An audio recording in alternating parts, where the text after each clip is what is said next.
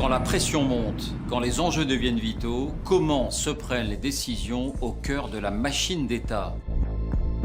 En janvier 2013, la France déclare la guerre aux djihadistes qui menacent de conquérir le Mali. Les liaisons dangereuses, le dilemme des otages, la pression des politiques, c'est cette histoire racontée de l'intérieur par les hommes et les femmes de l'ombre que vous allez découvrir tout de suite dans Cellules de crise.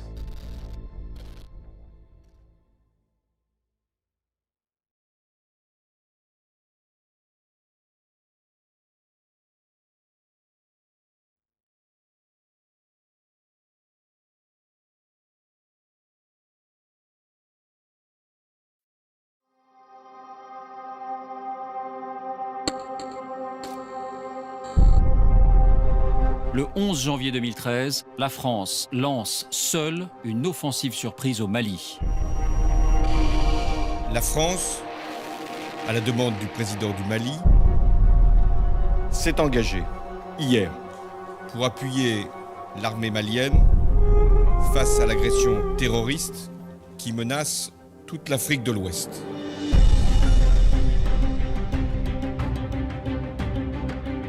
Quand la France entre en guerre, quand une décision engage la vie de milliers de soldats contre un ennemi lointain, comment la machine d'État se met-elle en ordre de bataille?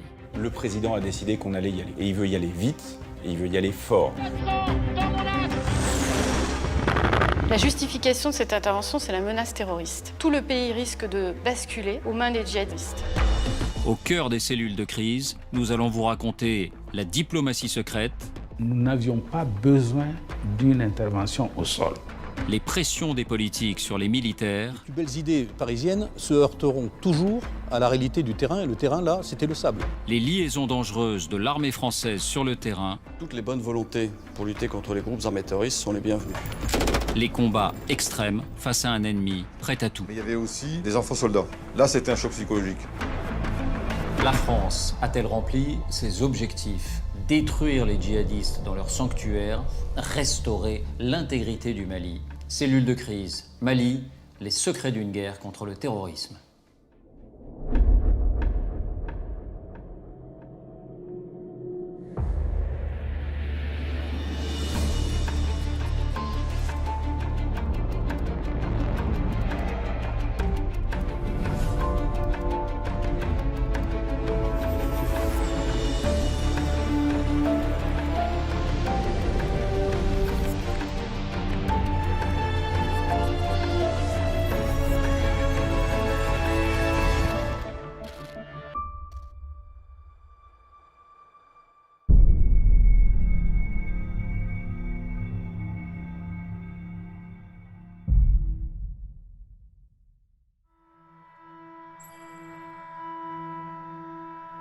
La première alerte est donnée à Creil, par des opérateurs de la très secrète direction du renseignement militaire.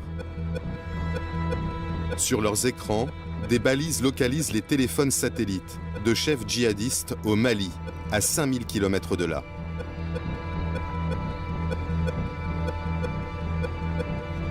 Les cibles se savent écouter et communiquent au minimum. Mais la surveillance électromagnétique permet de suivre les déplacements de leur téléphone. Les renseignements français surveillent la montée en puissance des principaux leaders de 3 groupes terroristes, Ansar Dine, Aqmi et le Moudjahou. Ils sont membres d'Al-Qaïda, indépendantistes touaregs ou anciens combattants de Kadhafi. Ils vivent du trafic de drogue et des prises d'otages. Depuis début 2012, ils occupent la moitié nord du pays et imposent la charia.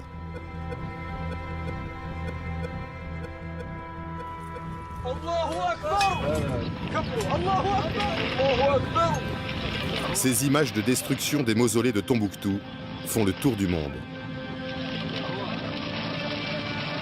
Ce message est envoyé à la France, aux États-Unis et à tous les pays de l'OTAN. Leur dire que les Moudjahidines sont prêts à l'offensive à n'importe quel moment. Pour la première fois, ces groupes jusque-là autonomes sont en train de s'allier. Ils sont estimés à plus de 1500 combattants.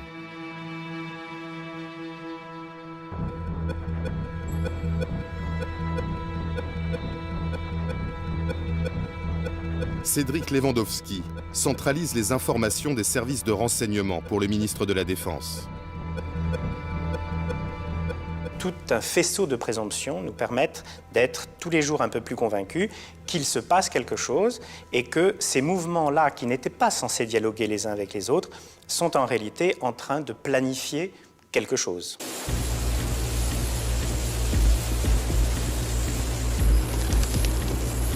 Un Hercule C-130 des forces spéciales françaises est envoyé au-dessus du Mali.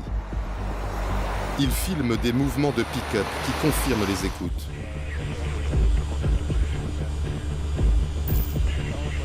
Des combattants djihadistes convergent vers le sud, menaçant la capitale, Bamako. On a du renseignement avec des caméras au-dessus de cette colonne, relativement haut pour ne pas être visible du sol, et qui nous a permis de dire à nos autorités politiques et militaires, si on ne fait rien maintenant, il sera trop tard après.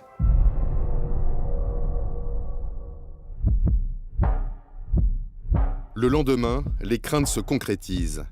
70 pick-up djihadistes s'apprêtent à foncer sur le village de Konna.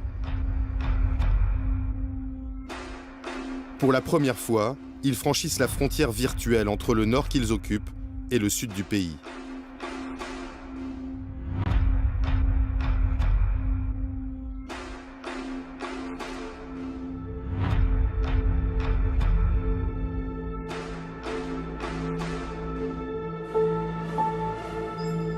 Ce même jour, dans le Loiret, François Hollande présente ses vœux aux militaires.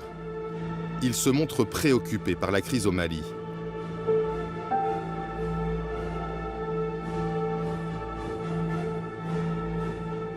Le terrorisme, cette forme de barbarie qui a déclaré la guerre à toutes les civilisations, a pris racine dans le Sahel et dans le nord du Mali. Le Conseil de sécurité, à notre initiative... Mais le chef des armées réaffirme la ligne tenue depuis des mois. C'est à la communauté internationale d'intervenir. La France, avec l'Union européenne, participera à la formation des forces armées. À la fois celle du Mali et celle des Africains. Officiellement, la France n'interviendra pas à la place des Africains.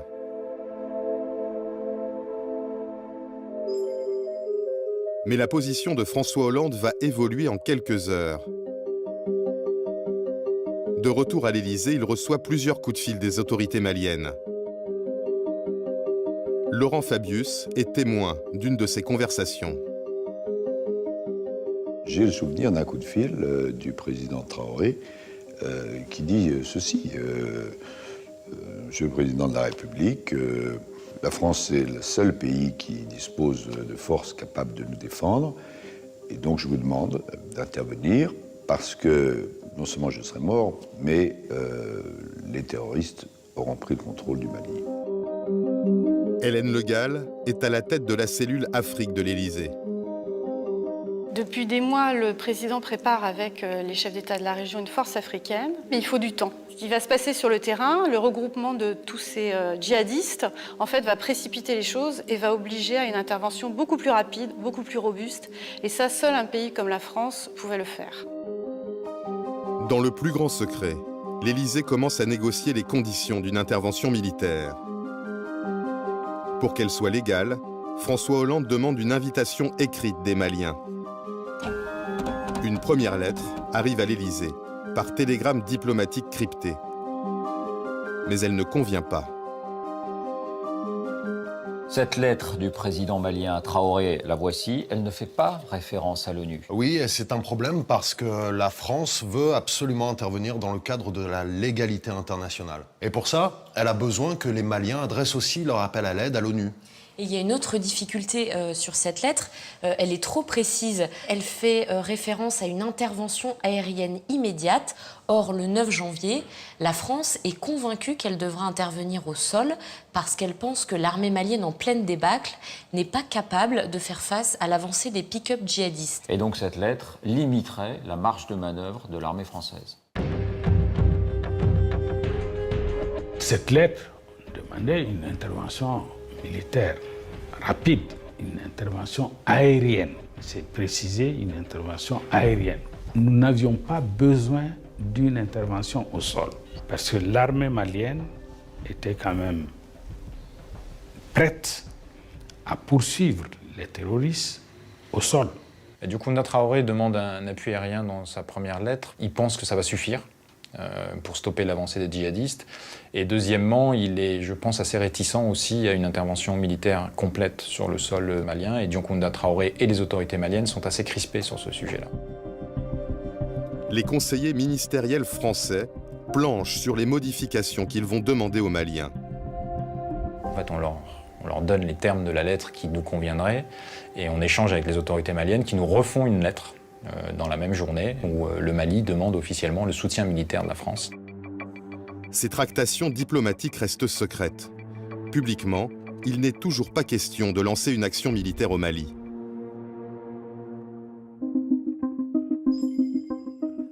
Pourtant, ce même jour, à l'hôtel de Brienne, le ministère de la Défense est convaincu que la France doit intervenir de toute urgence. Ce jour-là, nous savons que le chef du Mudjao, l'un des 3 mouvements, annonce à ses troupes « Préparez-vous mes frères, nous allons attaquer ». Imaginez qu'Al-Qaïda prenne le contrôle du Mali, dispose d'un État en soi, s'installe, ça veut dire avoir une base arrière, installer des usines de fabrication d'armement. S'il prenait le contrôle d'un État, alors c'était une déstabilisation de l'ensemble du Sahel et donc un véritable danger pour la France et pour l'Europe. La France redoute la création au Sahel d'un sanctuaire terroriste, d'un Sahélistan, à l'image de ce qui s'est passé quelques années plus tard en Irak ou en Syrie avec le groupe État islamique. C'est l'enjeu central. Mais est-ce qu'il y a d'autres intérêts pour Paris à intervenir, politique ou économique? Alors la France n'a pas vraiment d'intérêt au Mali. Elle ne participe pas à l'extraction de l'or malien, qui est la principale ressource du pays. Et ailleurs? En revanche, oui, elle en a au Niger voisin, juste à côté du Mali, car le Niger fournit 30% de l'uranium consommé par les centrales nucléaires françaises. C'est vital. C'est absolument stratégique de protéger ses approvisionnements de la menace terroriste. Dans le village de Konna, des combats opposent les djihadistes à l'armée malienne depuis la veille. La centaine de soldats maliens ne tient plus que la préfecture et 2 checkpoints. Le commandant Abbas Dembélé est à leur tête. En face de nous, les véhicules qui débarquaient des djihadistes qui tentaient de monter à l'assaut sur nos différentes positions. Le checkpoint sur l'axe de Tombouctou avait été détruit. Le checkpoint principal qui avait pu tenir et qui repoussait même l'ennemi risquait de prendre l'attaque dans son dos pour ne pas laisser les hommes à la boucherie. J'ai évalué un peu le risque. J'ai dit stop. Il fallait se replier sur une autre ligne en arrière et réorganiser ses forces.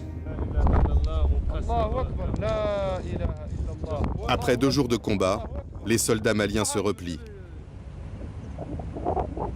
Les djihadistes prennent possession du village de Konna. Ils filment leur entrée victorieuse dans la ville.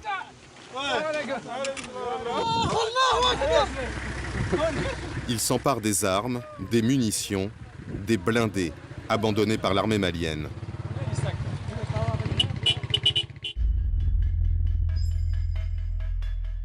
À Paris, au ministère de la Défense, les informations sur la débâcle de Konna remontent en temps réel. La France n'est pas encore en guerre. Pourtant, le patron des forces spéciales donne l'ordre à ses hommes installés au Burkina Faso de partir pour Mopti Sévaré, une grande ville proche de Konna. On a envoyé des reconnaissances, parce qu'on ne s'engage jamais sans reconnaissance, sans renseignement. Quelques 20 à 30 bonhommes sur l'aéroport de Mopti Sévaré, avec de quoi se défendre et de quoi tenir quelques jours. Qui tient l'aéroport, tient la ville. Les forces spéciales aménagent leur poste de commandement à l'intérieur de ce bâtiment.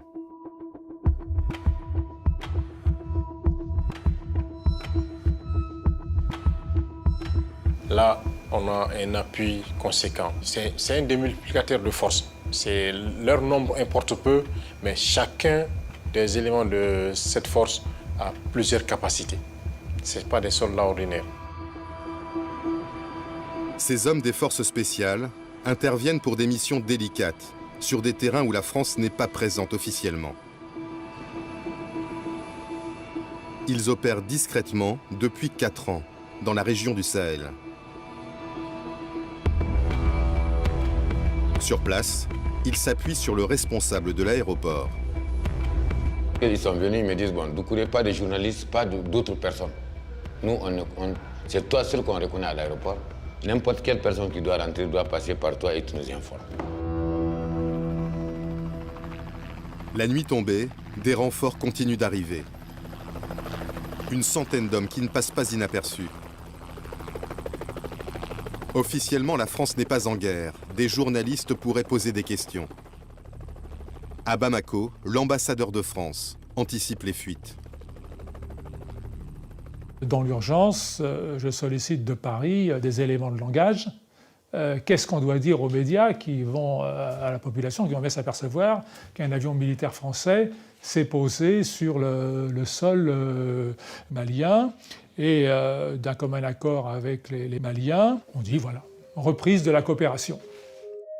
Dans la nuit, l'Élysée obtient un ultime feu vert. Le Conseil de sécurité des Nations Unies appelle à aider l'armée malienne. La France a un cadre légal, des forces sur place. Elle peut intervenir.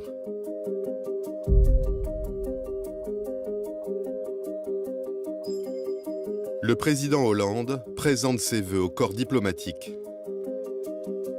Monsieur le Président de la République. La veille, il affirmait encore que la France n'interviendrait pas au Mali. Cette fois, il prend tout le monde de court. Nous sommes face à une agression caractérisée. J'ai donc décidé que la France répondra aux côtés de nos partenaires africains à la demande des autorités maliennes.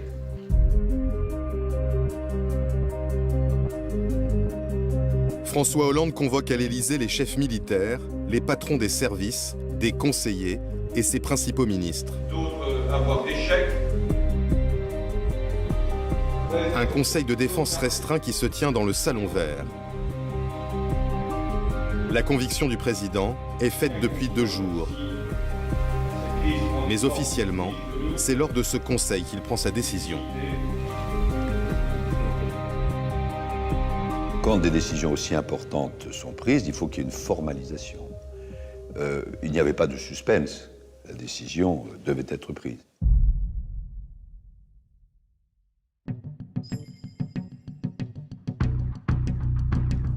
Dès la fin du Conseil de défense, le chef d'état-major des armées rejoint un bunker enfoui sous le boulevard Saint-Germain.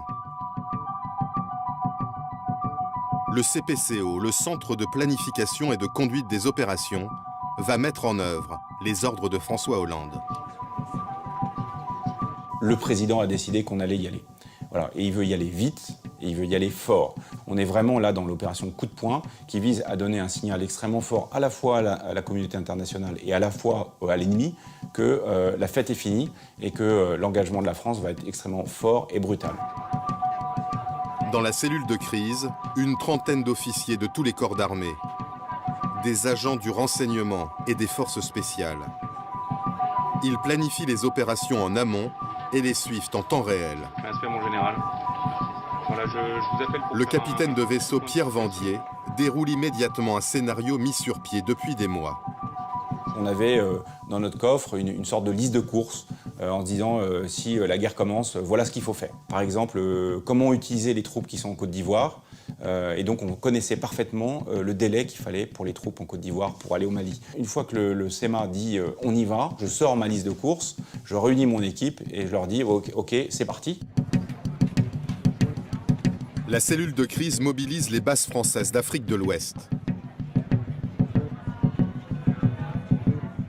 À N'Djamena, une unité de 50 hommes reçoit l'ordre de partir en urgence pour le Mali.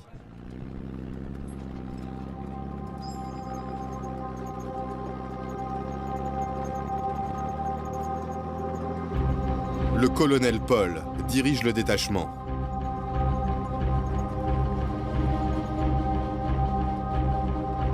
C'est à la fois une surprise parce que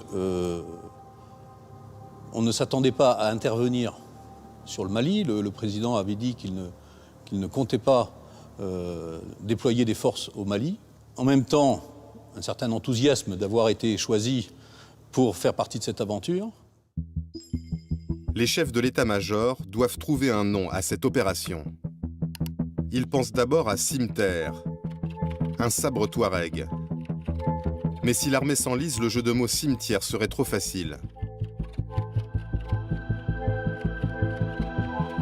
Ils trouvent finalement la solution sur Wikipédia.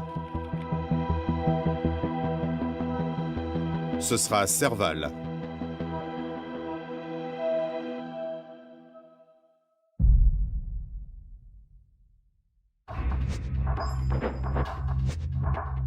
Les forces spéciales sont pour l'instant les seules en mesure de mener les combats. Elles reçoivent l'ordre de bombarder les pick-up djihadistes qui se rapprochent de Mopti Sévaré. À ce moment-là, le moyen le plus efficace et le plus rapide, c'est d'utiliser les hélicoptères de combat, en l'occurrence des gazelles qui étaient celles que nous avions sur place, équipées d'un côté d'une mitrailleuse et de l'autre côté de missiles anti-chars, qui sont allés en vol, je vais dire, au contact de cette colonne de djihadistes.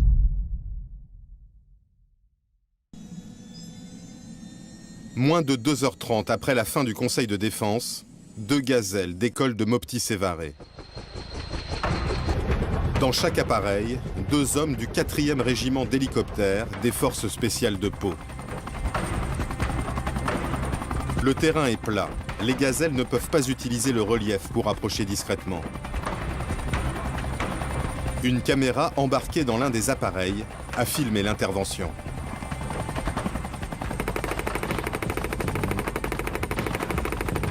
La gazelle ouvre le feu sur une cible au sol.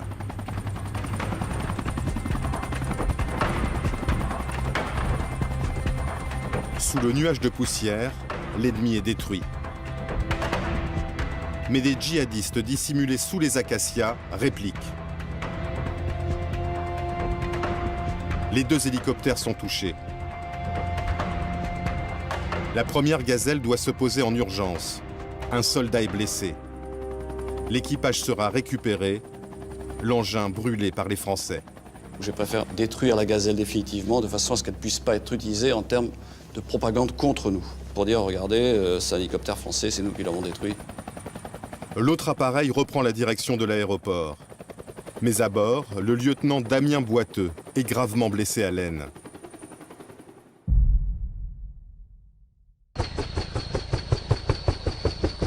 Le soldat a perdu énormément de sang quand la gazelle atterrit à Mopti Sévaré.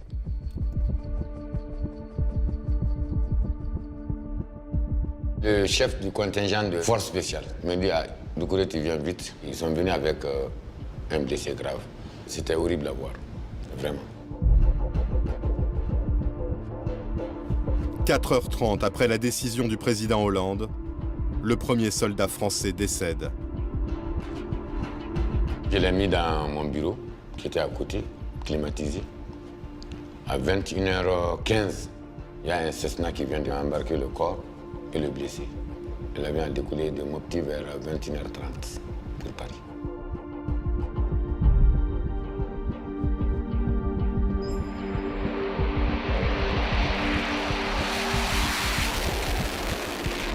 Après les hélicoptères, des Mirage 2000 de l'armée de l'air entrent en action.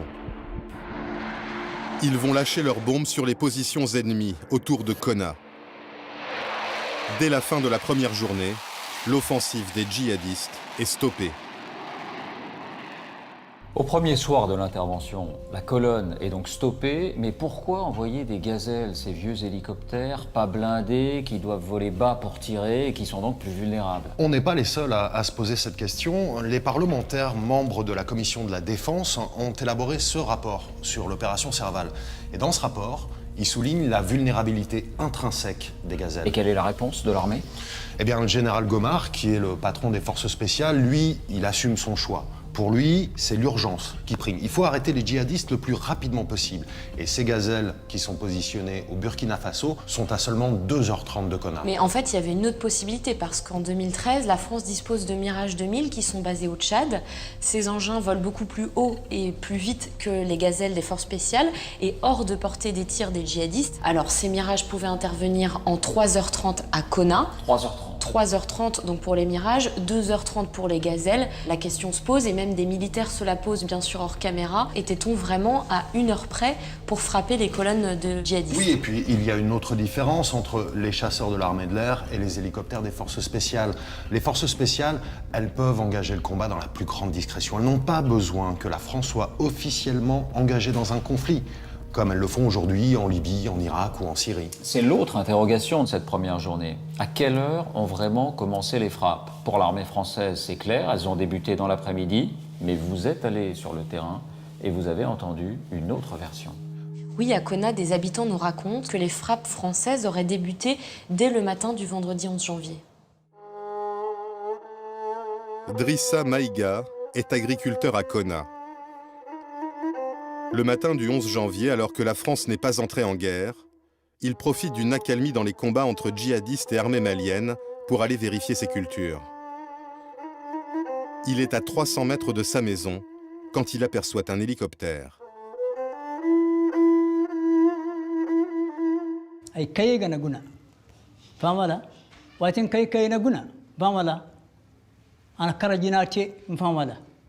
ana kara hinkanto te famala kul yamma kayegana guna nti borakana cabayana de mujahidine kango arrondissement wora ina tire fo. Drissa Maïga retourne vers sa maison et constate qu'elle a été touchée, dit-il, par des tirs d'hélicoptères français. watini yana yakone ko fare ay kubi kayekat ay ke kakasana kan aga lani famala aminata bu adama bu zainabu bu aliyu bortaci ayni kurgari kan dogori mana banyuti dogori ku dogori ribu ay go jiri way gunda heram famala mali madu ande panda ay karanta mbarane mali madu ande panda ngare he ay go jiri way gunda hera fam donc wala boy hunde ho ay zaru bero kan go yaranga ta dama kinewi.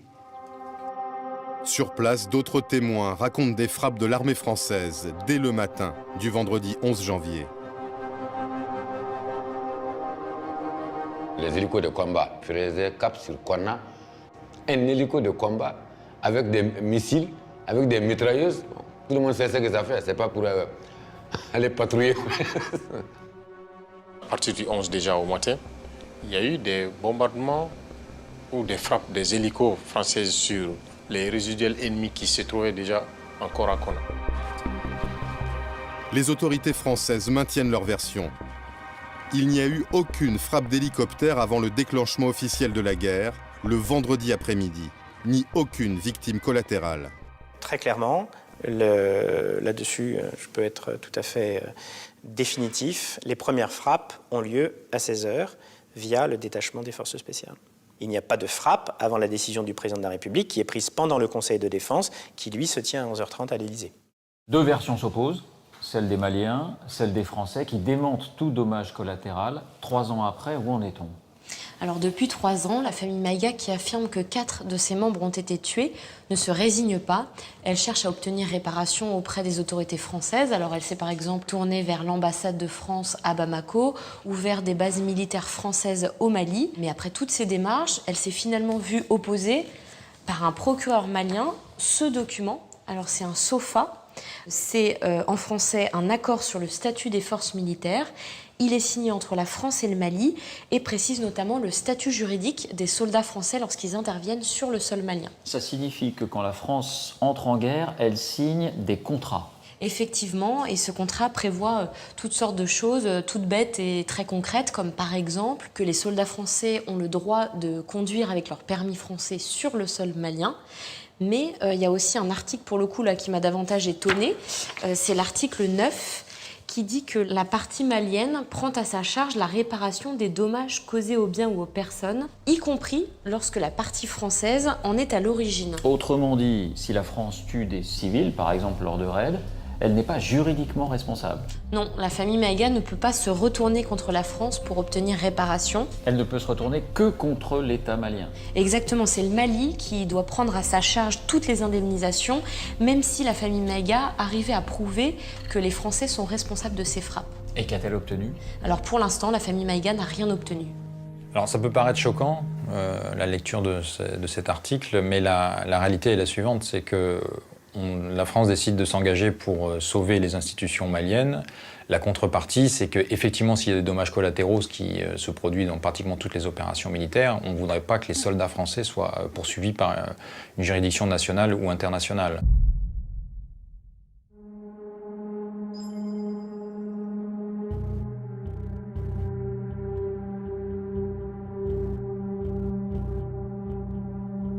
Jean-Yves Le Drian n'a pas fermé l'œil de la nuit. Dans quelques heures, il doit faire devant la presse un bilan des opérations au Mali. Le ministre doit gagner l'adhésion des Français à cette guerre. Au moment où je vous parle, nous poursuivons les ok. Donc je décline tout ça pour penser que ça n'avait pas les emmerder. Bon. Entouré de ses principaux conseillers, il passe en revue les éléments de langage, pèse chaque mot.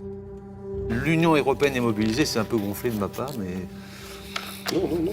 Non, ah non, puisqu'il y a un conseil affaires étrangères. Il y a un conseil affaires étrangères qui va prendre des décisions. Oui, exact. Je vous rappelle que la donne a changé. Ouais. Voilà, c'est ça. L'agression caractérisée des... Les enjeux de communication sont absolument fondamentaux parce que l'opinion doit comprendre et adhérer à l'opération qui est en cours. C'est absolument fondamental pour la réussite même de l'opération. Donc oui, nous devons être extrêmement précis et d'expliquer ce qui est en train de se placer, c'est vrai, pour un pays, dans un pays qui est malgré tout relativement lointain dans le quotidien de chacun d'entre nous. À 65 ans, ce fidèle du président Hollande est spécialiste depuis toujours des questions de défense. C'est sa première guerre, un premier soldat est mort. Bien, mesdames, messieurs, je viens devant vous ce matin avec le chef d'état-major des armées dans une situation de gravité. La France est engagée dans un combat sans merci contre le terrorisme où qu'il se trouve. Malheureusement, l'un de nos pilotes, le lieutenant Boiteux, du 4e RHC de Pau, a été mortellement blessé. J'en viens maintenant au deuxième théâtre. Le ministre parle d'un deuxième théâtre. Il révèle que la veille, une autre opération ultra secrète a eu lieu en Somalie. On est à 6000 km du Mali, à l'autre bout du continent africain, et la DGSE tente de libérer un otage. Et cet otage, il a un statut particulier. Effectivement, cet otage, c'est Denis Alex. Il appartient à la DGSE, il est membre du service Action, et depuis 3 ans et demi, il est retenu en captivité par un groupe islamiste, les Chebab. Depuis, la DGSE mobilise de gros moyens pour essayer de le libérer. Et elle va finir par le localiser. Denis Alex va finalement être localisé à 100 km au sud de la capitale somalienne, Mogadiscio, dans ce petit village de Boulomarer. Et en décembre 2012, François Hollande va donner son feu vert à l'opération de libération. Cette opération, elle a un nom, c'est l'opération Musisi. Cette tentative de libération, elle a lieu le même jour que le lancement de la guerre au Mali. Est-ce qu'il y a un lien entre les deux? Selon les autorités, il y aurait des raisons bien précises. C'est une nuit dite de niveau 5, c'est-à-dire une nuit noire absolue, parce que les coefficients de marée sont également favorables et parce que les conditions météorologiques, telles qu'on pouvait les attendre, étaient idéales. Et donc, c'était oui, cette nuit du 11 au 12 janvier à 3 h du matin, que se trouvait le moment idéal pour intervenir en Somalie. Évidemment que c'est un hasard total qui a fait que les 3 mouvements djihadistes au Mali, qui ne sont absolument pas reliés au Chebab de Somalie, il n'y a aucune histoire à se raconter dans ce domaine-là, eux décidaient de foncer vers le sud. C'est le hasard complet de la petite et de la grande histoire. Des combats d'une grande violence se sont déroulés, d'une grande violence, au cours desquels, je parle maintenant avec précaution, tout donne à penser que malheureusement Denis Alex a été abattu par ses geôliers. Un soldat a perdu la vie à la suite de blessures et un soldat est porté disparu. En fait, ce soldat a été tué. Il y a donc 3 morts. C'est un fiasco. Et surtout, en 24 heures d'une guerre contre le terrorisme qu'il essaye de vendre aux Français, Jean-Yves Le Drian doit déjà annoncer 4 morts. Au deuxième jour de l'intervention, la cellule de crise Mali doit en priorité organiser la reprise des villes du Nord. Le CPCO s'appuie sur le système d'alerte Guépard. 5000 soldats français prêts à partir à tout moment, n'importe où dans le monde. À leur tête depuis 1 an et demi, le général Bernard Barrera. Je reçois un coup de téléphone du CPCO, donc de Paris, me disant « Attention, on va déclencher l'alerte Guépard, donc apprête-toi à mettre tes unités en place ». Je rejoins tout de suite mon PC qui était à quelques centaines de mètres de mon domicile, à Clermont-Ferrand, et j'appelle mes 5 colonels en disant « Pour l'instant, on ne sait pas quelles unités, mais on est dans du réel, et apprêtez-vous à partir et à prévenir vos capitaines pour qu'ils préviennent eux-mêmes leurs soldats ». En quelques heures, les premières unités sont prêtes à partir. Elles quitteront la France au bout de 2 jours. Le général Barrera, lui, va attendre 9 jours pour rejoindre le Mali. Car les logisticiens du CPCO sont confrontés à des problèmes d'acheminement des hommes et du matériel. L'armée manque d'avions de transport. À l'hôtel de Brienne, le ministre en personne prend son téléphone pour en trouver. Il fait le tour des Alliés, dont les Américains. On nous proposait de louer des heures de vol. Un coup de téléphone, disons viril, mais correct, entre Jean-Yves Le Drian et Leon Panetta, le ministre de la Défense américain à l'époque, a permis de débloquer la situation en quelques minutes. Le ministre explique à son homologue que les Russes, eux, proposent de prêter gracieusement leurs avions. Et les avions américains nous ont été prêtés et non pas loués. Derrière cette anecdote des avions prêtés bon gré, mal gré par nos alliés américains, il y a une réalité, la France n'a pas tous les moyens de ses ambitions. Oui, en fait, pour des raisons budgétaires, la France a choisi de ne pas avoir de gros avions de transport. Donc du coup, elle ne peut pas vraiment se projeter seule sur un théâtre de guerre. Et pourtant, il va falloir envoyer beaucoup de monde et de matériel. En fait, entre le début de l'intervention, le 11 janvier, et la fin du mois de février, la France va envoyer sur place environ 6000 personnes et un peu plus de 10 000 tonnes de fret par avion. Sur ce total, en fait, 95% de ce fret va être envoyé dans des avions étrangers. Il y a les avions des Alliés, bien sûr, les Canadiens, les Américains qui participent à l'opération, mais surtout, majoritairement, il y a des vols qu'on loue à des compagnies russes et ukrainiennes. Avec quelle facture ? En fait, ça va correspondre à peu près plus de 60 millions d'euros. En gros, ça représente 350 000 euros par vol.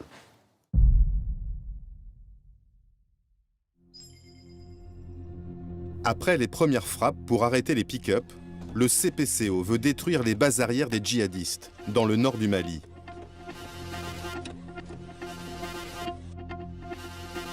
Grâce à 3 ans de surveillance et de renseignement, il a identifié 60 cibles prioritaires. Ces objectifs sont transmis au colonel Damien. Il commande le premier escadron de Rafale envoyé au Mali. Ce sont des postes de commandement des groupes terroristes dans la région de la boucle du Niger, au centre du Mali. Et ce sont des dépôts logistiques, des dépôts de carburant, des dépôts de munitions. Et ce sont également des camps d'entraînement des groupes terroristes.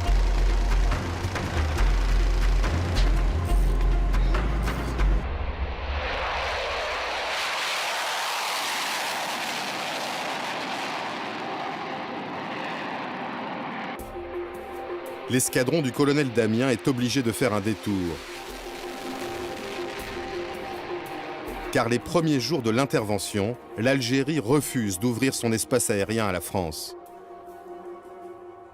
Ce raid de 9h35 est le plus long de l'histoire des Rafales. Les pilotes ont prévu 5 ravitaillements en vol.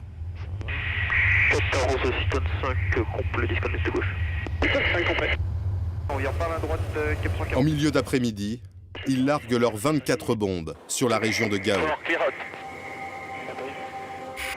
Combien de temps encore? 7 secondes.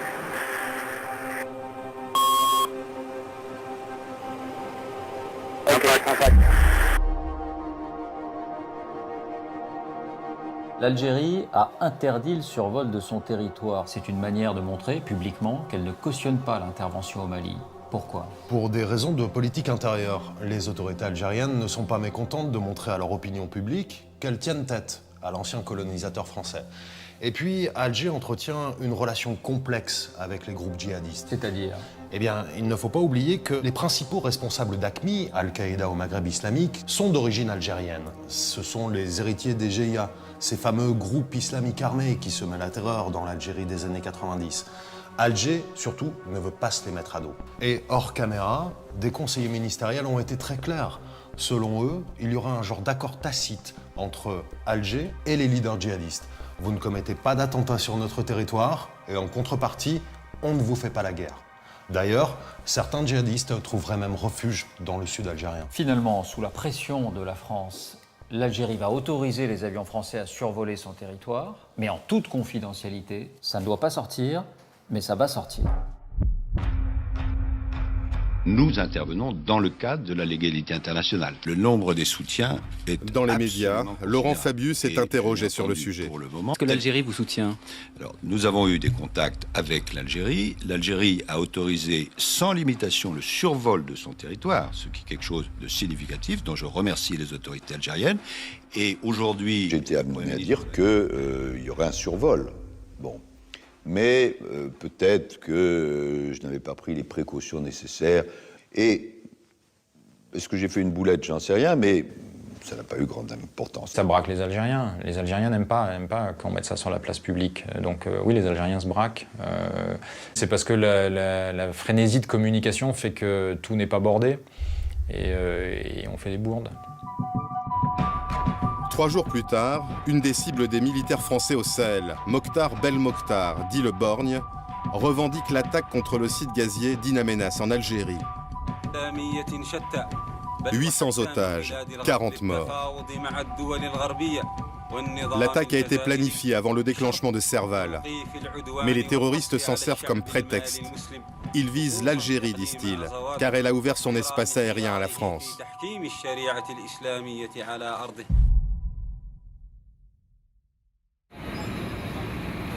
Le colonel Paul et 900 hommes, les premiers arrivés sur le terrain, sont toujours cantonnés à l'aéroport.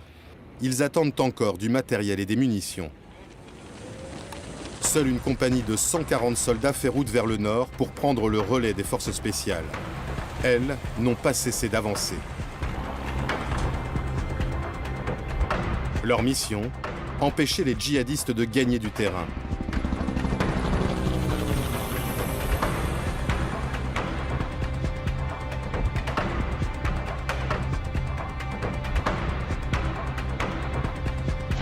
En 10 jours, avec seulement 250 hommes, elles ont investi 5 villes.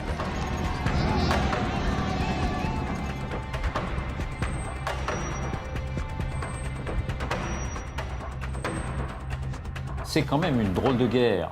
Si on a bien compris, au 10e jour de l'intervention, seules les forces spéciales mènent les combats, 250 hommes, pas plus. Oui, ça peut paraître incroyable, mais il faut dire que les forces spéciales sont particulièrement adaptées à ce genre de conflit, dans lequel l'ennemi est très mobile, il fuit, et surtout, elles ont une supériorité technologique. C'est-à-dire? Alors vous allez le voir sur cette vidéo tournée par l'armée, qu'on a fait décrypter par un ancien de ses soldats d'élite. C'est la vidéo d'une opération. Exactement. On aperçoit des commandos au sol. Ils sont en train de s'approcher d'un buisson. Dans ce buisson, 2 silhouettes blanches, ce sont des djihadistes. Mais comme les forces spéciales ont des jumelles de vision nocturne, elles peuvent voir sans être vues. Et donc elles peuvent s'approcher au plus près. Tout près de l'ennemi. Et surtout, ces commandos au sol ne sont pas seuls. Au-dessus d'eux, il y a un hélicoptère de combat. Et d'ailleurs, c'est lui qui fait ces images. Et au-dessus encore, il y a un avion d'observation qui, lui, ne participe pas au combat, mais fournit des renseignements au commando et à l'hélicoptère. Donc c'est un dispositif à 3 étages. On appelle ça une opération combinée. Et voilà ce que l'avion d'observation va filmer. Des tirs de roquettes de l'ennemi qui frôlent de peu l'hélicoptère Tigre. Les djihadistes fuient, là on en voit 2. Et c'est l'hélicoptère qui va les prendre en chasse. Voilà, l'hélicoptère, là les prend en chasse, frappe et les élimine. Et ces forces spéciales n'ont pas fini de jouer les premiers rôles. Et non, car l'état-major va confier à ces forces spéciales la prochaine étape stratégique de cette guerre.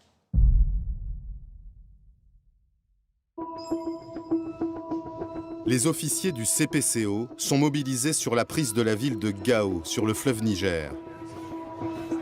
Fief de l'un des mouvements terroristes, le Moudjahou, elle est stratégique pour la reconquête du Nord Mali.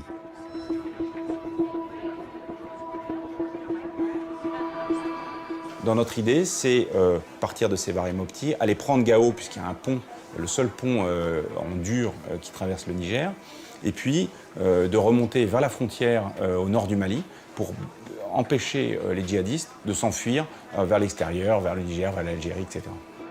Un ordre venu de l'Élysée chamboule des mois de planification.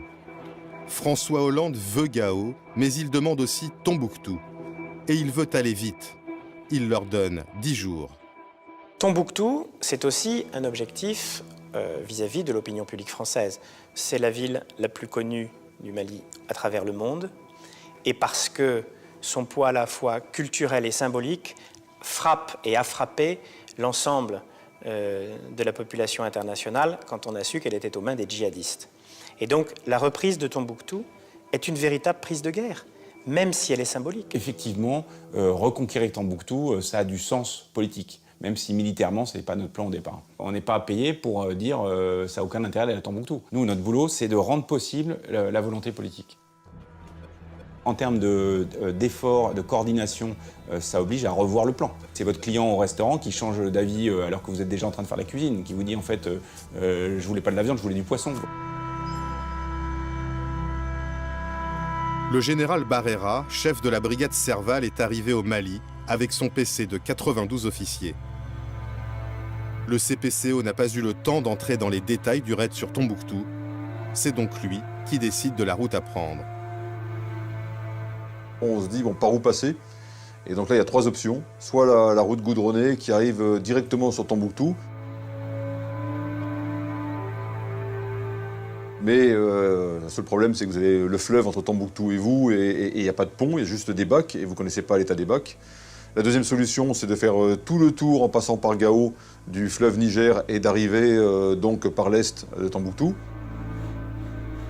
C'est long, et vous ne connaissez pas non plus la route, enfin en tout cas la piste de sable qui se situe de ce côté-là.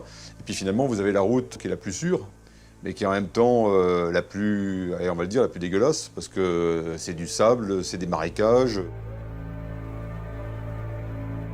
Et c'est aussi la route qu'a pris Joffre au siècle dernier pour prendre Tombouctou.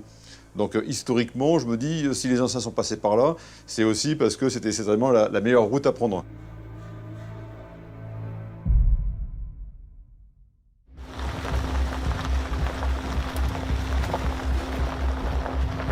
Une colonne Serval quitte Bamako. 400 hommes et 130 véhicules pour un raid de 1000 km à travers le désert.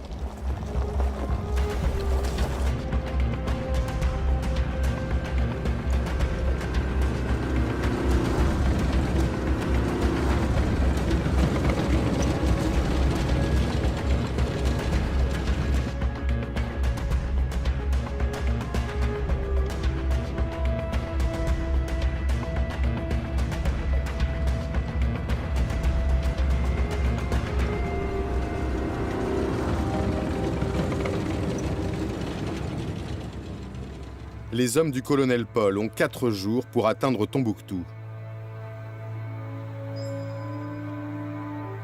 Mais une nouvelle consigne arrive de Paris. Le président leur donne 2 jours. Il faut encore accélérer. Le président suit les opérations chaque jour pour voir où en sont les différents déplacements, les avancées de l'armée française sur le terrain. Et donc, il insiste à chaque rencontre avec les responsables militaires ou du ministère de la Défense pour aller vite.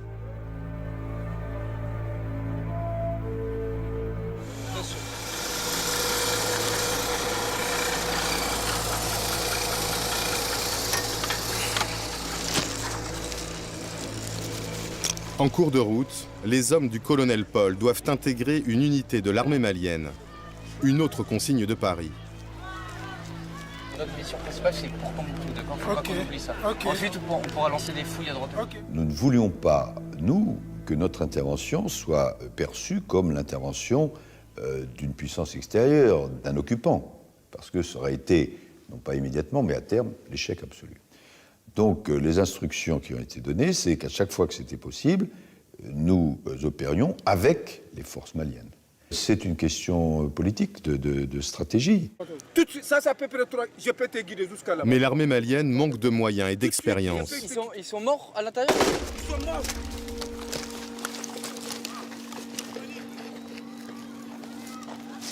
Un soldat malien s'est malencontreusement tiré une balle dans le pied en retirant son arme. Putain.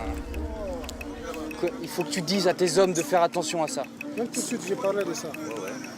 Enlevez-la, s'il te plaît. Enlevez-la, s'il te plaît. Putain.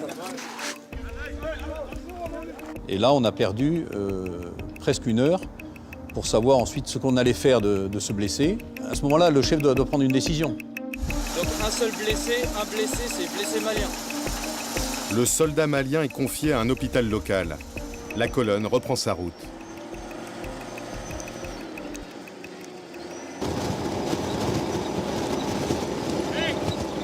Faudrait qu'ils ralentissent, on n'est plus en liaison avec les autres là.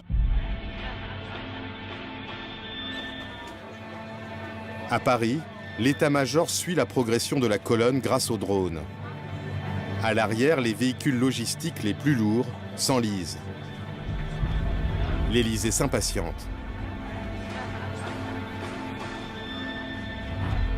J'aurais été ravi d'ailleurs que les penseurs stratégiques de certains cercles parisiens soient venus m'encourager de leurs conseils.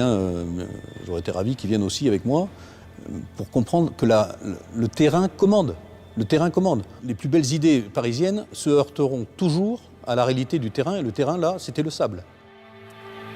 L'objectif présidentiel de prendre simultanément Gao et Tombouctou le lendemain est hors d'atteinte.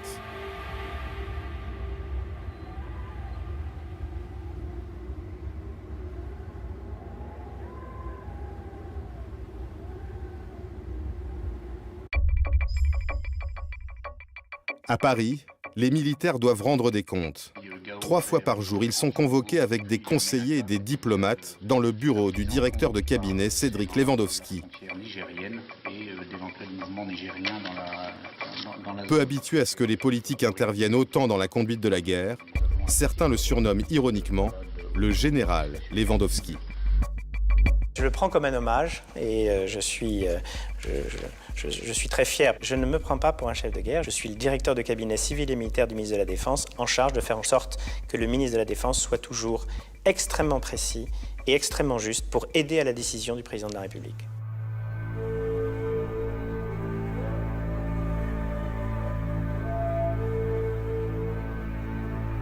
Au 15e jour d'opération, les forces spéciales roulent vers la ville stratégique de Gao. 150 hommes très mobiles qui ont parcouru 400 km en 2 nuits.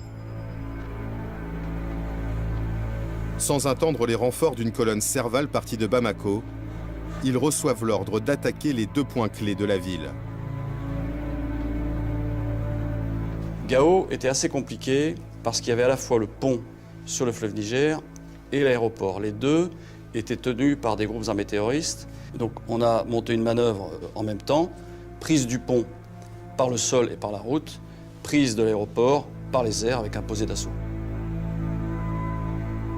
Michel, 30 ans, commande une quarantaine d'hommes des forces spéciales chargés de prendre le pont à l'entrée sud de la ville de Gao. Si jamais le pont est détruit, ou alors si le pont reste aux mains des djihadistes, il va falloir monter une manœuvre extrêmement coûteuse en temps pour franchir le Niger, en sachant qu'il n'y a pas de pont sur plusieurs centaines de kilomètres, que ça va donc grandement complexifier l'opération Serval, et surtout que ça va laisser le temps aux djihadistes de préparer une manœuvre défensive à base d'embuscades, de mines et d'engins explosifs improvisés. Les djihadistes ont installé leur checkpoint à l'entrée sud du pont, dans une zone habitée.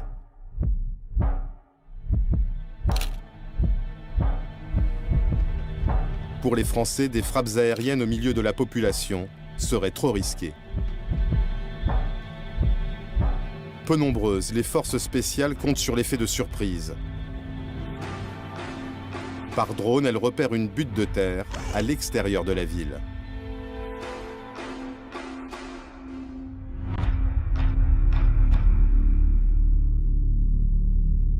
À 23h, les forces spéciales se prépositionnent sur ce point haut.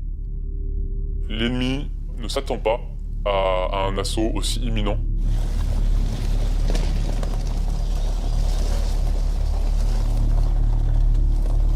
On les voit arriver et se déployer devant nous. On est au maximum de nos capacités de vision. Le groupe d'assaut est en ligne. L'ennemi se comporte donc comme si nous n'étions pas là.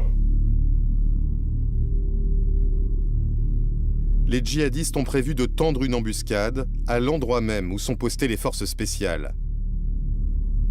Lorsqu'ils arrivent à 5 mètres, les premiers échanges de tirs ont lieu. Il est 23h30. En moins de 2 minutes, on a neutralisé l'essentiel du groupe.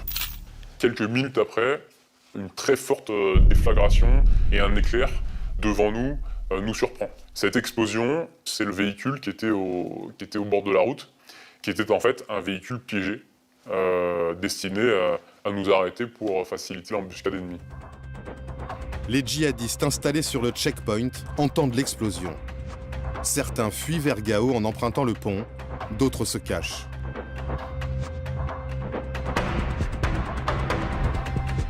Ensuite, il nous reste à progresser jusqu'au pont. Il y a 1,5 km, et dans ce 1,5 km, il y a les éléments qui se sont réfugiés dans la multitude de maisons de cette zone périurbaine. Et donc là, la progression est plus compliquée parce qu'on n'a pas affaire à une position ennemie identifiée. On a des tirs sporadiques, on est harcelé, et donc on doit progresser de manière très méthodique. À 1h du matin, l'unité du commandant Michel s'empare du pont. Cette même nuit, malgré des véhicules qui obstruent la piste, un avion des forces spéciales se pose sur l'aéroport. Sans même couper ses moteurs, il débarque un commando et repart aussitôt. L'aéroport est pris sans résistance. En tant que patron des forces spéciales, je n'ai pas voulu rentrer dans la ville. Pourquoi? Parce qu'on rentrait dans une autre forme de combat et qui n'était pas le mien.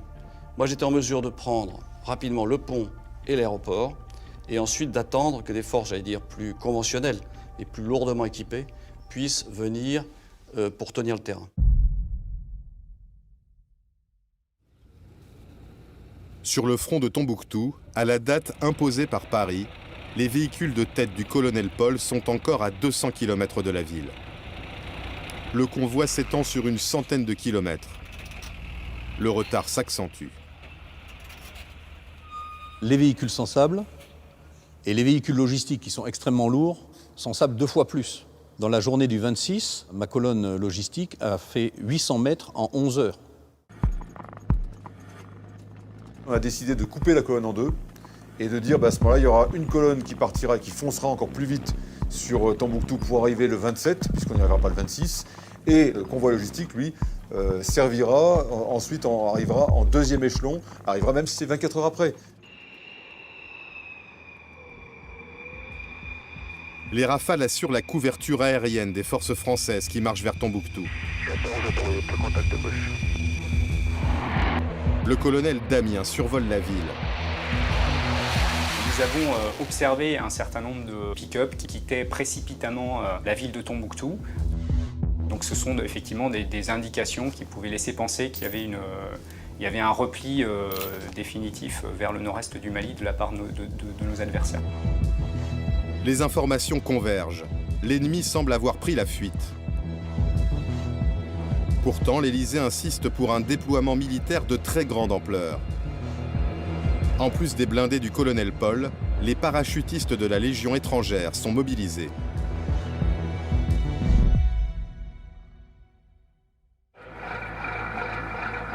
Le 27 janvier à 23h, les blindés du colonel Paul s'apprêtent à prendre l'aéroport de Tombouctou.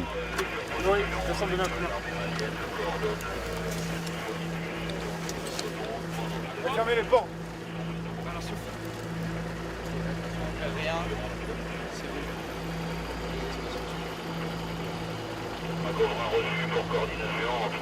Au même moment, 246 parachutistes sautent sur la ville. L'un des 2 drones dont dispose l'armée au début de cette guerre a été réquisitionné spécialement pour filmer l'opération. Ces images seront distribuées aux chaînes de télévision.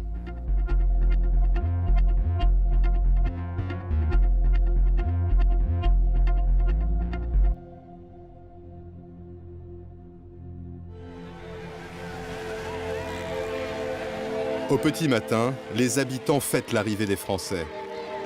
Tombouctou est tombé sans un coup de feu. Au 18e jour de l'intervention, les soldats de l'armée conventionnelle n'ont toujours pas affronté l'ennemi.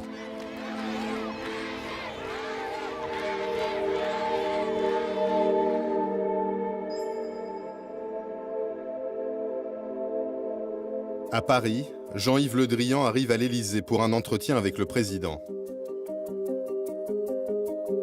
Il est détendu.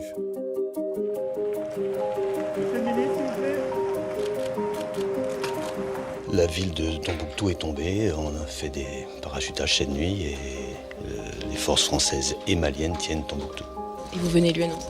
Je lui ai déjà prévenu ce matin, cette nuit. Bon, bah, tu félicites aussi les militaires, hein, donc... Non, oui, je trouve. La manœuvre était bonne. Malgré les... Oui. Euphorique, François Hollande veut se rendre à Tombouctou dans les 48 heures. Son cabinet lui demande 5 jours pour organiser le voyage en toute sécurité.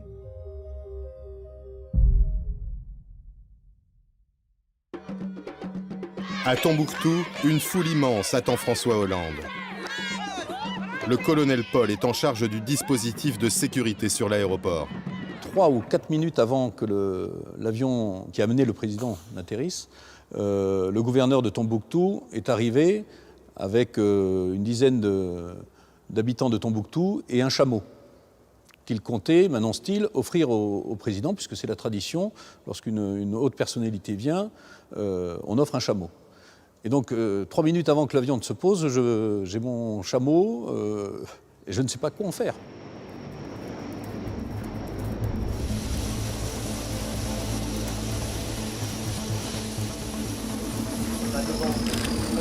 Aux côtés de François Hollande, le président malien Traoré, suivi des ministres Jean-Yves Le Drian et Laurent Fabius.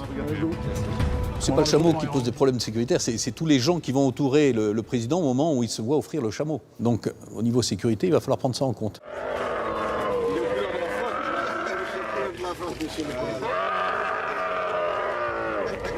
Je l'utiliserai autant que je pourrai comme moyen de transport, mais je me souviendrai longtemps. Le président a fait savoir qu'il souhaite s'entretenir avec les chefs militaires du terrain, mais en privé. Il s'agit d'organiser une mini-cellule de crise, mais à laquelle on ne peut pas associer le président malien. Donc il va falloir trouver une manière de soustraire le président à l'ensemble du dispositif, et notamment de son homologue. Et donc il est prévu que le président ait envie d'aller aux toilettes, et je l'accompagne donc à l'intérieur de l'aéroport. Et donc là, on se retrouve en fait dans une cellule de crise, face à une petite carte. C'est le seul moment où j'ai un contact en tant que chef tactique avec le chef politique, qui est le chef des armées. Et là, bon, je ne pourrais pas vous donner ces mots, mais très clairement, c'était sans aucune ambiguïté. C'était bravo pour ce que vous avez fait honneur à la France, et maintenant, je vous demande de continuer, de trouver l'ennemi, et si vous le trouvez, de le détruire. François Hollande fait la tournée des monuments symboliques de la ville, ceux qui ont été ciblés par les djihadistes. Et ça, c'est à leur portée, ça, dans les retraites, ils se sont pris à mettre du feu là-dedans. Le président termine son voyage à Bamako. Il y est accueilli en héros. Nous étions là, nous entourions le président de la République. Et juste en face de nous, il y avait un écriteau qui était ça, que j'avais en face de moi. Alors, il y avait marqué « Merci à Papa Hollande et au tonton Le Drian et Fabius. C'était juste en face de moi. Sur le moment, c'est assez indicible. Bon, c'est plus simple que ça, on se dit qu'on a été utile. Sur la place de l'Indépendance, François Hollande prononce un discours dont une phrase va devenir célèbre. Et moi, je veux ici vous dire que je viens sans doute de vivre la journée la plus importante de ma vie politique. Cette phrase, c'est lui qui l'improvise au moment du discours. Je crois qu'il est gagné par l'émotion qui est visible sur l'ensemble des participants et en particulier la foule de Bamako qui lui témoigne beaucoup d'affection à ce moment-là. L'enthousiasme des Maliens vis-à-vis de François Hollande sera de courte durée.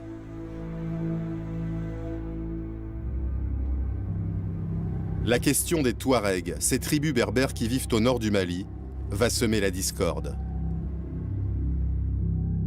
Pendant qu'on célèbre la reprise des grandes villes, les forces spéciales continuent d'avancer. Elles sont alors à Kidal, à près de 1000 km au nord-est de Tombouctou. Oui, cette ville, Kidal, c'est le bastion des Touaregs. C'est la capitale de ce qu'ils appellent l'Azawad. L'Azawad, c'est un territoire plus grand que la France et dont ils réclament l'indépendance. Ça fait 50 ans que des combats meurtriers, en fait, opposent les autorités de Bamako aux indépendantistes Touaregs. Et là, une question délicate va se poser pour les Français à propos d'un de ces groupes Touaregs, le MNLA. Absolument, le MNLA, le Mouvement National de Libération de l'Azawad. En fait, en 2012, le MNLA, ce mouvement, s'allie avec les djihadistes pour chasser l'armée malienne de tout le nord du pays. Et puis les alliances vont se retourner, les djihadistes vont eux-mêmes chasser le MNLA du pouvoir, les anciens alliés deviennent ennemis. Et lorsque Serval débute, le MNLA propose d'aider les Français. Mais c'est un mouvement sulfureux. Oui, ils ont été proches des djihadistes, ils recrutent des enfants soldats selon l'ONU, mais la France va accepter l'aide proposée par le MNLA, sans le dire officiellement à ce moment-là, au titre d'un vieux dicton, les ennemis de mes ennemis sont mes amis. Le MNLA propose d'aider les Français, mais il pose une condition. L'armée malienne ne doit pas entrer dans Kidal. Les Français doivent venir seuls. À l'ambassade à Bamako, Christian Rouillet est catégorique. Il ne faut pas se compromettre avec les rebelles Touaregs. Pour nous, la principale menace est AQMI et la mouvance djihadiste. Mais pour les Maliens, c'est le MNLA qui est la première menace. Pourquoi? Parce que c'est le MNLA qui a lancé l'offensive et c'est le MNLA qui conteste l'unité du Mali. Donc c'est ce que j'essaye d'expliquer à Paris en disant « Attention, il faut éviter de se compromettre avec le MNLA ». Mais le Quai d'Orsay passe outre les recommandations de l'ambassadeur. Les choses ne peuvent pas toujours être d'une limpidité absolue. Bon, ce qui est les mouvements terroristes, nous refusons de travailler avec eux. Mais il y a des personnes qui sont dans une situation un peu intermédiaire, et là, le rôle de nos services, c'est d'essayer de les amener du bon côté. Quelques semaines après la reprise de Kidal, l'ambassadeur Christian Rouillet, qui s'est publiquement opposé à la collaboration avec les rebelles Touaregs, sera démis de ses fonctions.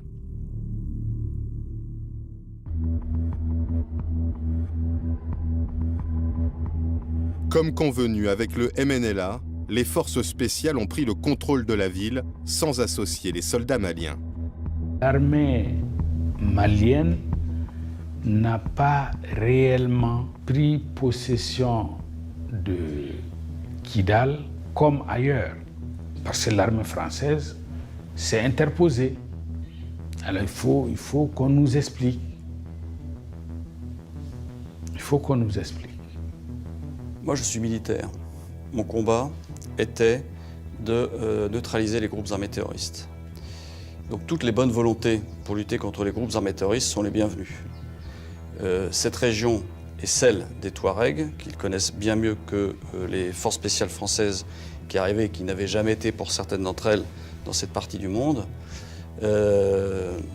Donc il fallait dialoguer avec eux. Les forces spéciales ne se sont pas contentés de dialoguer avec le MNLA. Et non, au Mali, nous avons rencontré un combattant MNLA.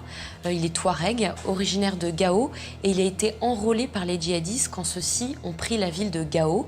Puis il a changé de camp, il s'est allié au MNLA. Et il vous a raconté des choses qui ne figurent pas dans l'histoire officielle.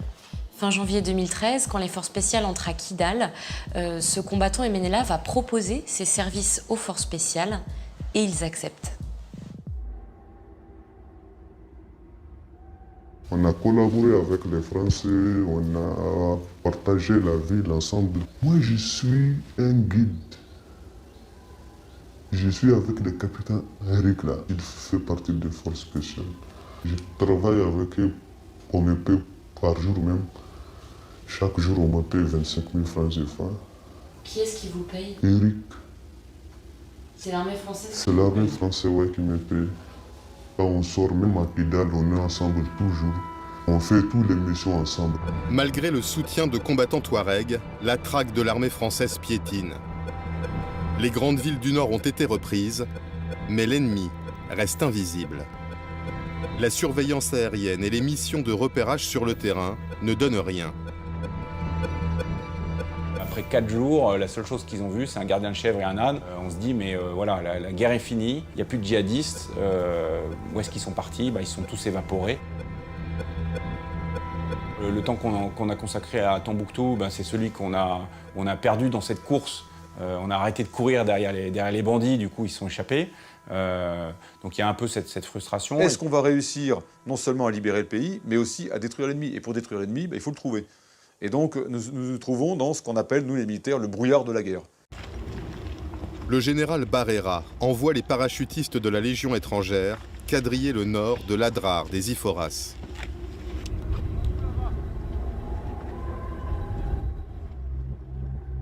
Ce massif montagneux très difficile d'accès est connu pour être une zone de repli des djihadistes. C'est là aussi qu'ils détiendraient leurs otages. Face à des adversaires qui désormais ne fuient plus les combats, dans des conditions extrêmes, les soldats français vont livrer la première vraie bataille de cette guerre, avec un double objectif, détruire l'ennemi sans mettre en péril la vie des otages. Christine Coapet est la sœur de Marc Ferret, otage d'AQMI depuis 2 ans et demi. Le point culminant de notre peur, ça a été lorsque les armées françaises sont arrivées dans le massif de l'Adrar des Iforas. Ce que l'on craint, les familles, c'est justement que les otages se trouvent sous le feu et puis perdent leur vie. Les autorités, à ce propos, nous disent qu'elles vont faire le maximum, qu'elles vont essayer d'en tenir compte. Pour le CPCO qui coordonne les opérations, l'ordre est très clair. À aucun moment les otages sont pris dans le tempo des opérations. Le renseignement sur les otages, il interviendrait éventuellement en nous disant vous n'allez pas vous occuper de tel endroit, vous ne faites pas des frappes à tel endroit parce qu'on suspecte qu'il y a des otages. Et ça n'arrive pas, ou en tout cas si ça arrive, je ne l'ai pas vu. La force Serval prépare la bataille de l'Adrar des Iforas depuis la base de Thessalite.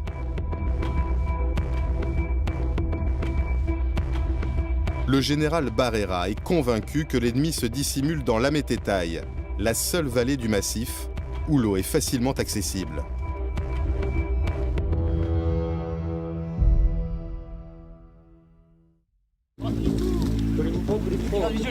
Allez les gars, ça percute les enfants, allez en avant. Chacun se déplace. Chacun se déplace. Le 19 février, après 15 jours de recherche, l'intuition du général Barrera se confirme. Les premières unités qui commençaient à grenouiller dans l'Adrar des Ifogas sont tombées sur une grosse embuscade de djihadistes qui protégeaient l'entrée de la Matétaï. Donc là, on a eu des combats très durs avec notre premier mort. Donc on a compris que le nord était gardé. Dans ce guet-apens, le sergent-chef Harold Vormezel est tué.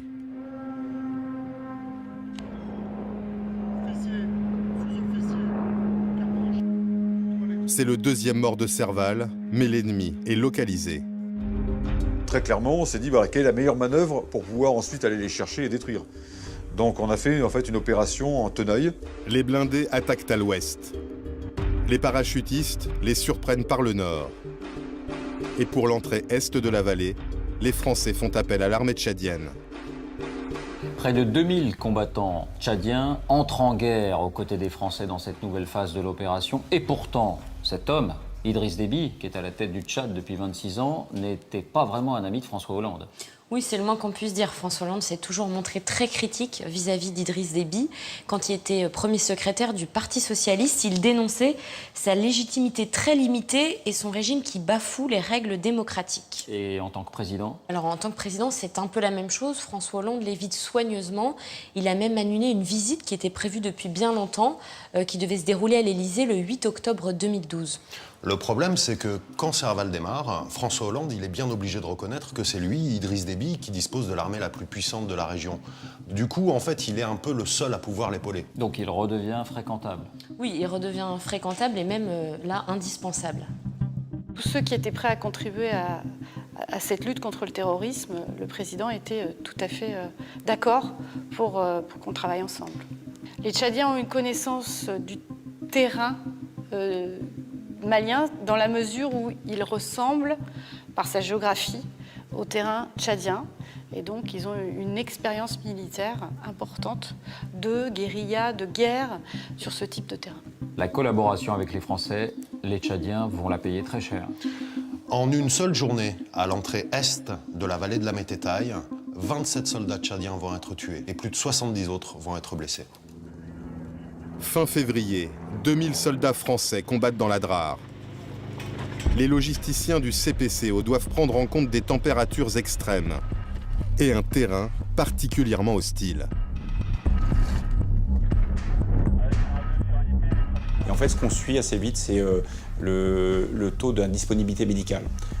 Et donc, en fait, on voit jour après jour les chiffres des coups de chaleur, donc des soldats qui sont incapacités par coup de chaleur, qui montent. Des psychologues sont envoyés en soutien sur la base de Thessalite, ainsi que des aumôniers militaires.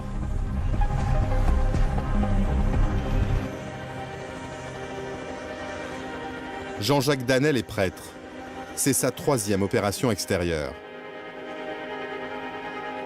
Je peux dire que je n'ai jamais senti autant de demandes de la part des militaires qu'en arrivant là-bas. Et même chez certains, c'était de l'ordre de l'attente. Enfin, vous arrivez, Padre. L'aumônier recueille les confidences de soldats qui, pour la première fois, voient leur ennemi de près.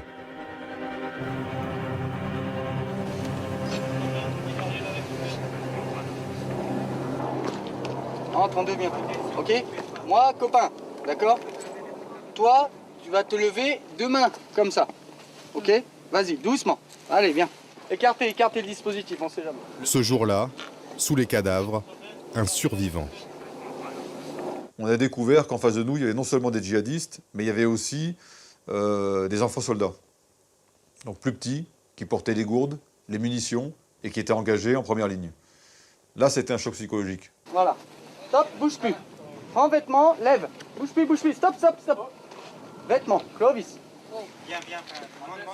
Retire. Allez, enlève. Les soldats craignent qu'il porte une ceinture d'explosifs. Ok. Pose ici. Voilà. Confirme le compte rendu. 4 personnels détruits et 1 prisonnier. Ce jeune garçon sera remis à l'armée malienne. Lorsque les soldats sont face à des enfants kamikazes, l'épreuve est beaucoup plus douloureuse. En quelques secondes, le soldat doit décider qu'est-ce que je fais. Est-ce que je le laisse s'avancer vers moi en sachant qu'il va sans doute actionner sa ceinture d'explosifs, ou est-ce que je le, excusez-moi ce terme affreux, neutralise? Alors j'ai un souvenir assez net d'un de ces militaires. Le militaire, c'est un Polynésien, un type très costaud, très grand, et il était devant moi un peu comme un enfant. Parce que précisément, il avait dû tirer sur un enfant soldat. Et il m'a dit, Padre, je n'oublierai jamais ça de ma vie, parce qu'après je me suis dit, ce gamin, il pourrait être mon fils, il pourrait être mon petit frère. Et après, il a rajouté, il faut que je vous le dise à vous, parce qu'une fois qu'on sera parti d'ici, je n'en parlerai plus jamais. Pendant les 3 premiers mois de conflit, l'armée française prend en charge 40 blessés psychologiques, presque autant que les 47 blessés au combat.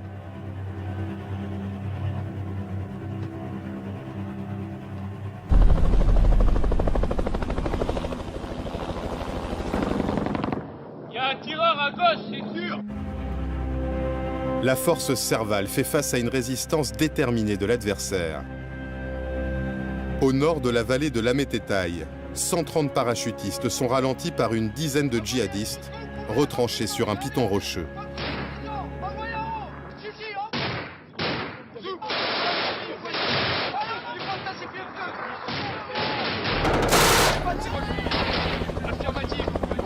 Deux assauts des Français sont repoussés.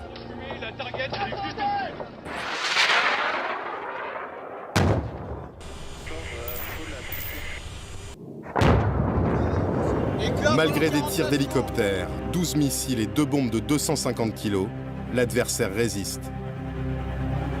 Le caporal-chef Cédric Charenton, 26 ans, est mortellement touché à la tête.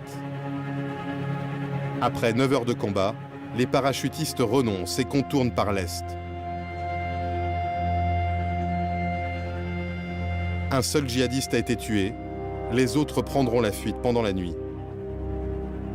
Il a fallu avancer de rocher en rocher, il a fallu passer ensuite derrière des massifs, escalader des bunkers de pierre. Et donc ça a été des combats très violents où il fallait éviter de se retrouver imbriqué. Quand je dis imbriqué, c'est que l'ennemi vous laisse passer et vous tire dans le dos. L'Adrar des Iforas est reconquis pas à pas, au prix de frappes massives. 400 dans mon axe. 400 dans mon axe. Ok, c'est bon. C'est bon, visuel.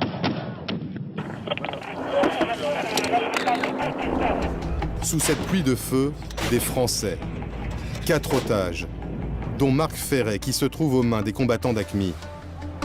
Des balles qui sifflent, des bombes qui vous tombent dessus, des hélicoptères qui vous tirent dessus. Ça tombe de partout, quoi. Donc, tu redescends, tu te déplaces sur la gauche, d'accord?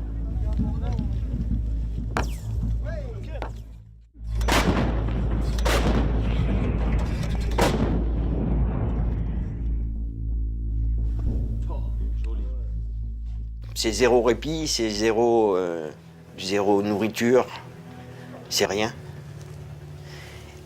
Et on était dans le groupe. Vêtus pareil qu'eux, avec un aspect physique identique à eux. Donc forcément, une cible potentielle pour tout militaire qui vient effectuer sa mission. Voilà. Vous faites partie du groupe qu'il faut éradiquer. Moi, je me suis dit, ben voilà, profite de l'instant qui est là parce que je pense pas qu'il y en aura d'autres. Les conditions de détention des otages vont encore se durcir. Jean fait partie d'une unité de renseignement chargée d'intercepter les conversations radio des djihadistes. Une mission confidentielle qu'il a accepté de raconter. Pour protéger son anonymat, nous avons reconstitué l'entretien. On était donc en poste à l'entrée d'une vallée, à écouter ce qui se passait. À écouter à côté de la vallée avant que le gros des troupes arrive pour faire le nettoyage. Et on avait une concentration d'émissions qui allait toutes vers le même indicatif, vers le même mec. Donc on a compris que c'était quelqu'un de plutôt important parce qu'il y avait plusieurs sonnettes, plusieurs individus qui parlaient qu'à un seul mec. La localisation probable d'un chef djihadiste remonte jusqu'au CPCO. Elle recoupe des renseignements de la DGSE. Abou Zeid, un des leaders d'AQMI et ravisseur de Marc Ferret, serait présent dans le massif. Faut-il frapper au risque de tuer des otages? Après débat, l'état-major donne le feu vert au général Barrera. Et donc on a fait tirer très rapidement 3 bombes antipersonnelles et 12 obus de canon César sur la position.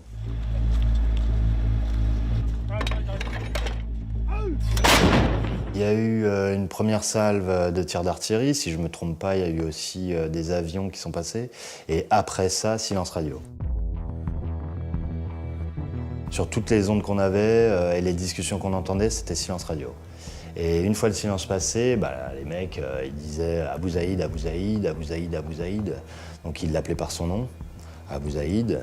Et là, on a compris que, comme il répondait pas, il y avait de grandes chances que le mec, il soit mal en point, soit il soit mort. Ce 27 février, les Français viennent donc d'éliminer cet homme-là, l'un des leaders djihadistes, l'un de ceux que les anglo-saxons appellent les HTV, les High Target Value. Oui, sauf que les Tchadiens, nos alliés à l'époque, affirment que c'est eux qui ont tué Abou Zaïd 5 jours avant les Français. Pour le prouver, ils vont publier cette photo. Donc Abou Zaïd a été tué 2 fois. En fait, personne n'a jamais pu confirmer que sur cette photo, c'est bien le leader d'AQMI. Mais la France va faire prélever l'ADN de la victime de la frappe dont parle Jean. Et cet ADN, elle va le faire comparer avec l'ADN de la famille d'Abou Zaïd en Algérie. Ils concordent. Mais pourtant, elle va attendre le mois de juillet pour confirmer la mort du leader terroriste. Et même à ce moment-là, elle ne va pas revendiquer en être à l'origine. Et pour quelle raison? Alors sans doute par prudence, parce qu'à l'époque, il y a encore 6 otages français qui sont aux mains des djihadistes.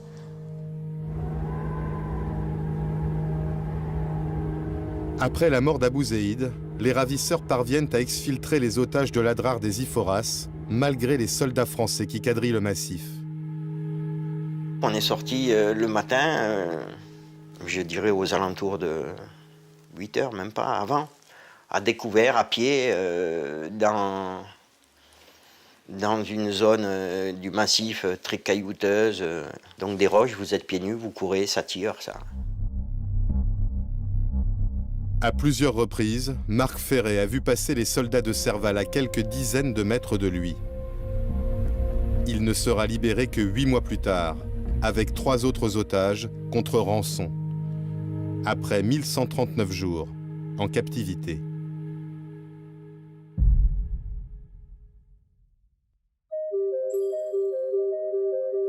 La parole est à monsieur Jean-Yves Le Drian, ministre de la Défense.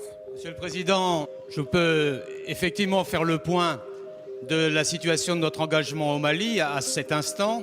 Devant les députés, le ministre annonce le début du retrait des troupes françaises. À moins de 4000 au début du mois prochain, à 2000 à peu près au courant de l'été. Il restera 1000 militaires français d'une manière un peu plus pérenne à la fin de cette année. Des soldats français continuent à ratisser l'Adrar, les zones de Gao et de Kidal. Mais après 13 semaines d'engagement, le ministère de la Défense considère que la reconquête du Mali est achevée.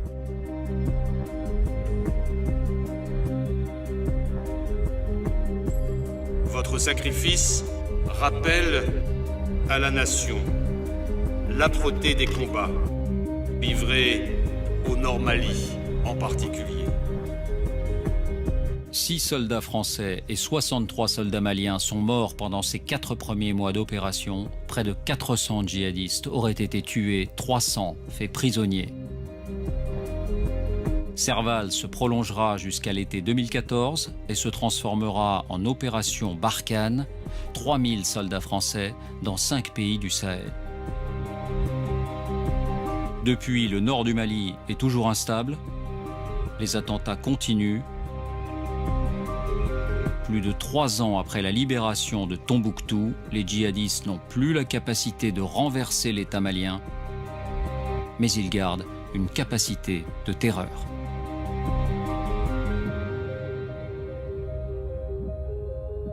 Bonsoir Monsieur le Ministre. Bonsoir. Et bienvenue dans notre cellule de crise. Est-ce qu'il reste encore des djihadistes dans l'Adrar des Iforas ou est-ce qu'ils ont tous été éliminés? Il y a encore des mouvements terroristes, mais ils sont d'une nature totalement différente par rapport à ce qu'on a connu en début 2013. Dans ce massif?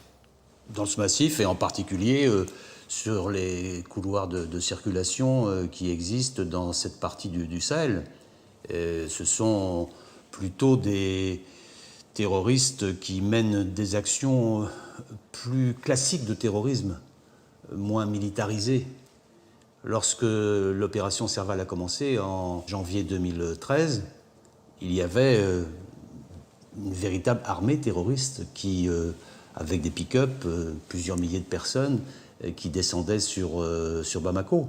Là, nous avons affaire à des groupes beaucoup plus restreints. Combien sont-ils d'après vous? Peut-être quelques centaines au maximum. Et qui ont mis en œuvre d'autres techniques qui n'ont rien à voir avec l'ampleur de la menace qui existait auparavant. Mais c'est la raison pour laquelle il y a l'opération Barkhane. Parce que ça ne concerne pas uniquement le Mali. Ça concerne toute la zone, ce que j'appelle moi l'autoroute des trafics, au nord Sahel, qui part de la Libye et qui va jusqu'à l'Atlantique. Vous dites on arrivera à les éliminer un jour? Oui, bien sûr. Il faut de la durée. C'est un phénomène qui dure depuis très longtemps, mais oui, on y arrivera. Mais le Mali n'est pas encore sur pied, si j'ose dire. Le Mali n'est pas encore... Mais il y a encore un peu de la fragilité au nord. Oui, c'est vrai. Ça veut dire qu'on est là-bas pour 10, 20, 30 ans peut-être? J'espère le moins longtemps possible. Mais quand on combat des djihadistes au nord Mali encore aujourd'hui, on assure aussi la sécurité de la France. Quelques questions qui sont posées dans le film. La question des otages. Comment est-ce qu'on fait à un moment donné pour arbitrer entre la nécessité d'une opération militaire, de mener l'offensive, et puis la survie des otages, qui peut être conditionnée aussi par ces mêmes opérations, parce qu'il peut y avoir des représailles? À ma connaissance, M. Boujadas, les otages sont vivants et libres. Je suis allé moi-même les accueillir à Niamey. Mais comment allez-vous arbitrer? Ils sont vivants et libres. Est-ce qu'il y a eu un dilemme à un moment donné? Il y a eu des précautions de prise, bien sûr. Je ne vais pas rentrer dans les détails. Les services secrets travaillent de manière extrêmement étroite avec nos forces armées. Il y avait des risques, oui, sans doute. Mais les otages sont vivants et libres. Autre information qui ressort dans ce film, les moyens de l'armée française. Est-ce qu'on a les moyens de nos ambitions quand on se rend compte qu'on n'arrive pas à organiser une opération de transport de troupes, de matériel, avec nos propres avions et qu'on est obligé d'aller les louer ou les demander ailleurs? On a constaté qu'il pouvait y avoir des manques. Et le manque majeur, c'était la logistique, c'est-à-dire le moyen de transport. Moi, j'ai trouvé ça en arrivant, hein. J'étais là depuis 6 mois, un peu plus. Et donc, j'ai pris la décision de renforcer ces moyens, en particulier de passer des commandes d'avions de transport, qui étaient indispensables. Est-ce qu'on peut tirer un enseignement de cette guerre au Mali pour la situation en Syrie et en Irak aujourd'hui, du point de vue français? On n'est pas du tout dans la même configuration, même si c'est la même adversité. Entre Daesh et AQMI, il y a la même volonté barbare de détruire, quoi qu'il arrive, déstabiliser. C'est le même enjeu avec des implications géographiques totalement différentes. On peut constater néanmoins que lorsqu'il n'y a plus d'État stable, alors c'est le champ ouvert pour le terrorisme, et ce terrorisme nous vise nous, que ce soit en Syrie, en Irak, ou que ce soit au Sahel ou au Mali. Merci, Monsieur le Ministre, d'avoir répondu à nos questions. Cellule de crise revient le mois prochain. Nous parlerons des attentats du 13 novembre.